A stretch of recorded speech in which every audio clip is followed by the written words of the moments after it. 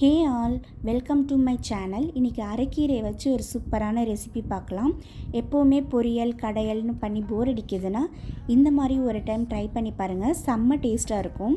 ஒரு கடாயில் கொஞ்சம் எண்ணெயை விட்டு பட்டை கிராம்பு ஒரு பிரியாணி இலை ஒரு ஸ்பூன் ஜீரகம் விட்டு தாளிச்சிக்கலாம். 2 பெரிய பச்சை மிளகாயை குட்டி குட்டியாக சாப் பண்ணி அதையும் ஆட் பண்ணிக்கலாம். 2 பெரிய வெங்காயத்தையும் ஆட் பண்ணி நல்லா வதக்கிக்கலாம். But you don't understand. I'm calling out to you. Can you hear a thing? 'Cause you lit வெங்காயம் கொஞ்சம் கண்ணாடி பதம் வந்ததும் இஞ்சி பூண்டு பேஸ்ட்டு ஒரு ஸ்பூன் ஆட் பண்ணி ஒரு 2 மினிட்ஸ் நல்லா வதக்கிக்கலாம். the blame and it's fire. 2 பெரிய தக்காளியை நல்லா பேஸ்ட்டாக அரைச்சி அதை ஊற்றிக்கலாம். நல்லா வதக்குங்க. Heat the melters down again. Now it's pouring through my veins. But I said you're the தக்காளி நல்லா வதங்கினோடையும் இதுக்கு தேவையான அளவு உப்பு போட்டு 1/4 ஸ்பூன் மஞ்சத்தூள், 1/2 ஸ்பூன் மிளகாத்தூள், 1 ஸ்பூன் மல்லித்தூள், 1/4 spoon garam masala, 1/4 spoon pepper போட்டு நல்லா வதக்கிக்கலாம்.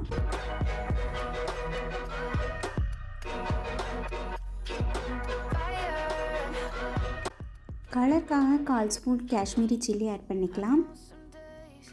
இந்த ஸ்டேஜில் 2 டம்ளர் தண்ணி விட்டுக்கோங்க. இது நல்லா கொதி வந்து பச்சை வாசனைலாம் போய் நல்ல ஒரு கிரேவி கன்சிஸ்டன்சி வர வரைக்கும் நல்லா கொதிக்கட்டும். இந்த மூடி போட்டு வேக வச்சுக்கலாம். தண்ணியெல்லாம் நல்லா வத்திருச்சு. இப்போ நம்ம அரைக்கீரை ஆட் பண்ணிக்கலாம். நான் அரைக்கீரை ஆட் பண்ணுறேன். நீங்கள் வந்து பாலக்கீரை, சிறுகீரை, வெந்தயக்கீரை, பொன்னாங்கண்ணி கீரை எந்த கீரை வேணாலும் ஆட் பண்ணலாம். எந்த கீரை ஆட் பண்ணாலும் டேஸ்ட்டு நல்லாவே வரும்.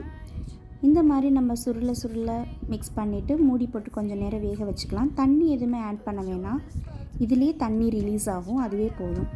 நல்ல திக்காக பிரிஞ்சு வர ஸ்டேஜில் ஒரு ஆஃப் பண்ணுறதுக்கு 2 மினிட்ஸ் முன்னாடி நம்ம பாயில் பண்ணி வச்சுருந்த எக்கை இந்த மாதிரி ஸ்லைஸ் போட்டு ஜென்டலாக மிக்ஸ் பண்ணுங்கள். இல்லாட்டினா அந்த மஞ்சள் கருவெல்லாம் மிக்ஸ் ஆகிடும்.